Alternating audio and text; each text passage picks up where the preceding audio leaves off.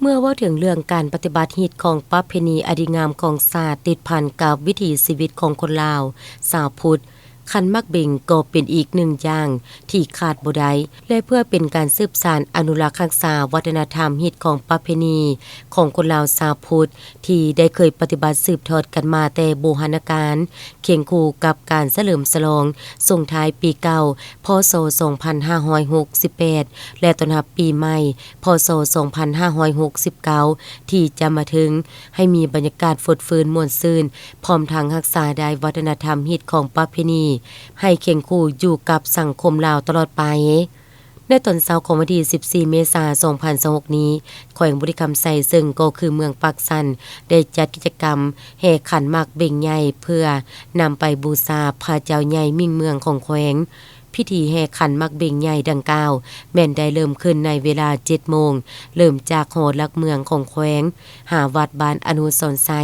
ให้เกียรติเข้าร่วมพิธีดังกล่าวมีท่านเลื่อนวิไลจันทรพันธ์รองเลขาพรรคแขวงมีบรรดาพระสงฆ์สามเณรพระเถรานุเถระบรรดาการนำของแขวงต่างนาพนักงานกรมกององค์การจัดตั้งขันต่างๆตลอดฮอดสาวหนุ่มเยาวชนหญิงชายน้อยใหญ่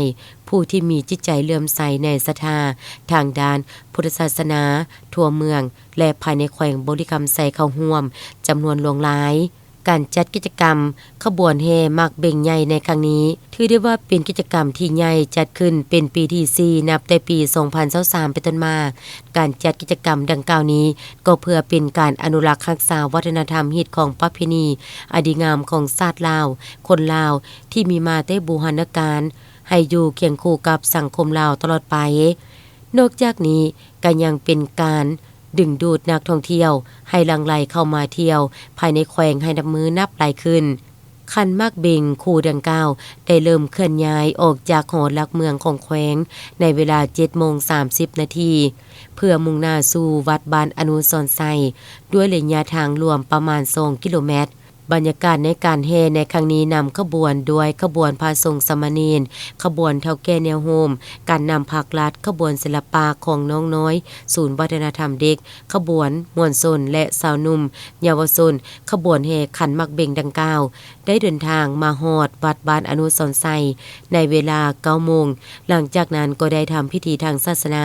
สูตรปริตามงคลไหว้พระหับศีลถวายขันหมากเบ่งให้กับพระภิกขุสงฆ์คารวะหับพรญาติน้ำหลังจากนั้นทางคณะรับผิดชอบยังได้นำขันหมากเบ่งดังกล่าวขึ้นไปประดิษฐานไว้แทนบูชาข้างพระใหญ่มิ่งเมืองของแขวงเพื่อให้มวลชนได้กราบไหว้สักการะบูชาขอพรจากสิ่งศักดิ์สิทธิ์ตามความเชื่อถือเต็มอีก